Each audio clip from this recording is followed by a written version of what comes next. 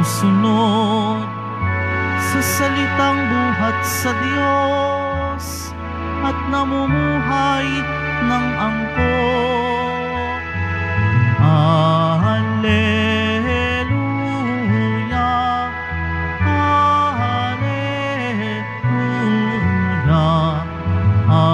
Alleluia, Alleluia.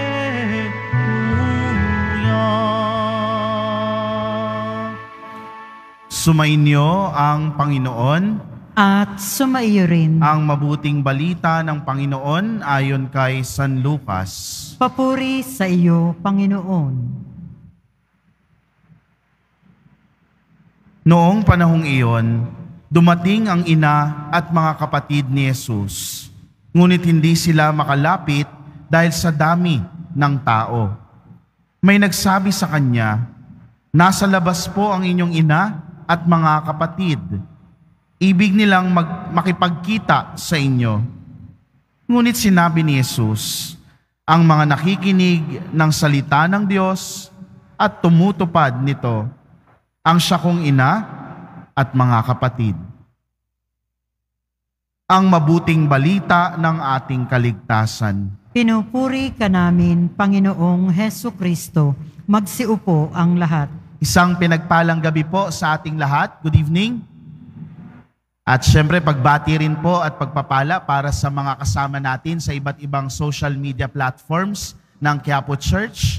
Saan man po kayong dako ng Pilipinas o saan dako man kayo ng mundo, ang pagpapala ng Pong Jesus Nazareno ay sumainyo.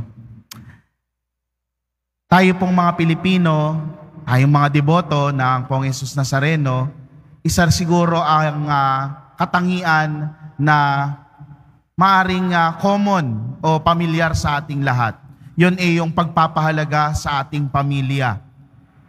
Hindi nyo ba napapansin, no, kapag ka po tayo ay may mga nakikilala na mga bagong tao at nalalaman natin, uy, parehas tayo ng probinsya.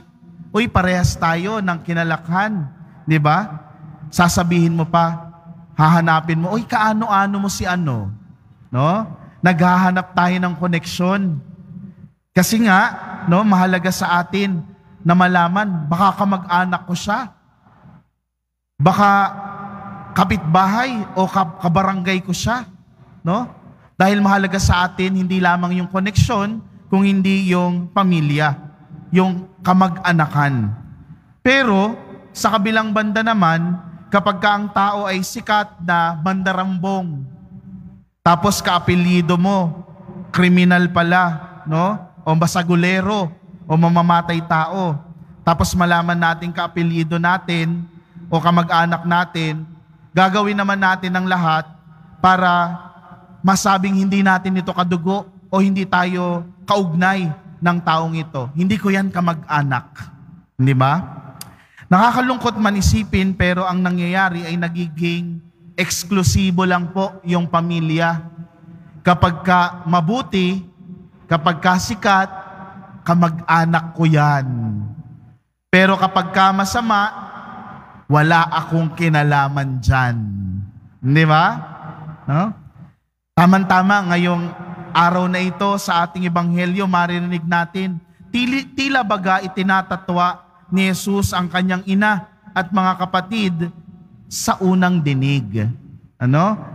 Lalo nung tumugon si Jesus, ang sabi niya, ang sino mang tumatalima sa kalooban ng Diyos ay siya kong ina at mga kapatid.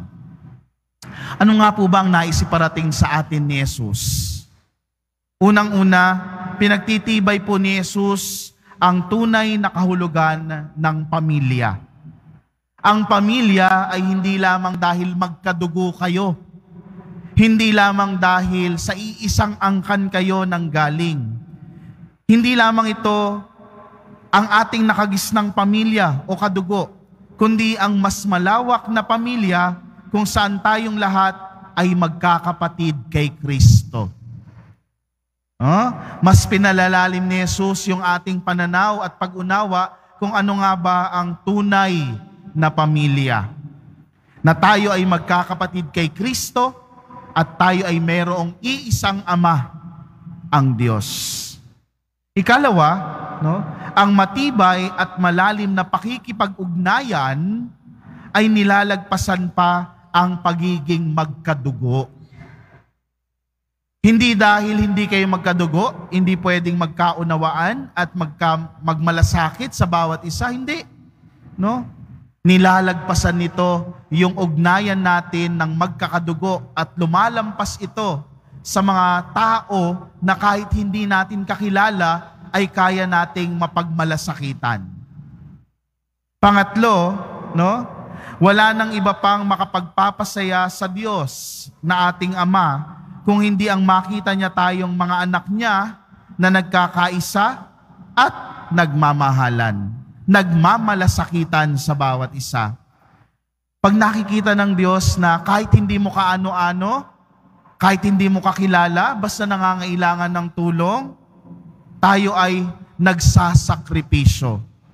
Kinakalinga ang bawat isa, sapagkat ito ay patunay lamang na hindi makasarili ang Diyos, at kung tayo ay kamukha, kawangis ng Diyos, hindi rin tayo makasarili.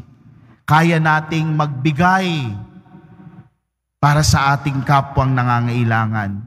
At siguro panghuli, ipinapaalala rin sa atin ni Jesus na tinutularan natin siya ng husto kapag minamahal at kinakalinga natin ang bawat isa, hindi man natin sila kadugo o kamag-anak. Mga minamahal kong kapatid na deboto ng Poong Jesus Nazareno, ninanais po ni Jesus na ipaalala sa atin na ang pinakaunang pamantayan ng pagiging parte ng pamilya ng Diyos ay ang pakikinig sa salita ng Diyos at pagsasabuhay nito. Pinatitibay nito yung pagiging magkakapatid po natin sa iisang Diyos. Mas malawak at mas makabuluhang ugnayan ito dahil dito tayo napapabilang sa pamilya ng Diyos. Yan ang mas malalim na pagtingin po natin sa pagiging pamilya. Hindi lang kadugo, kundi magkakapatid kay Kristo. At ito po ay kitang-kita, lalo na sa ating mga Pilipino, nakakatuwang isipin, isa ito sa mga pinakamagandang katangian natin. Lalo na pagka may nagdaraang mga delubyo o mga sakuna sa ating bansa, hindi mahirap manghingi at hindi mahirap humingi ng tulong. Hindi ba tayo bilang simbahan, meron tayong mga second collection, meron tayong mga apostolate, meron tayong mga outreach program para tulungan kahit naman hindi natin kilala yung tutulungan natin. Mga kapatid, ito yung pagtibayin natin, yung mas malalim na pangunawa kung ano nga ba ang tunay na pamilya. At ang tunay na pamilya ay ang pagiging magkakapatid natin kay Kristo. Nilalampasan nito yung pagiging magkadugo o magkamag-anak at nagpapamalas tayo ng kagaya ng pagmamahal na pinamamalas ni Kristo sa atin. Nagmamalasakit tayo sa bawat isa, hindi lang dahil kakilala o dahil kadugo kita, kung hindi dahil magkakapatid at magkakapamilya tayo kay Kristo.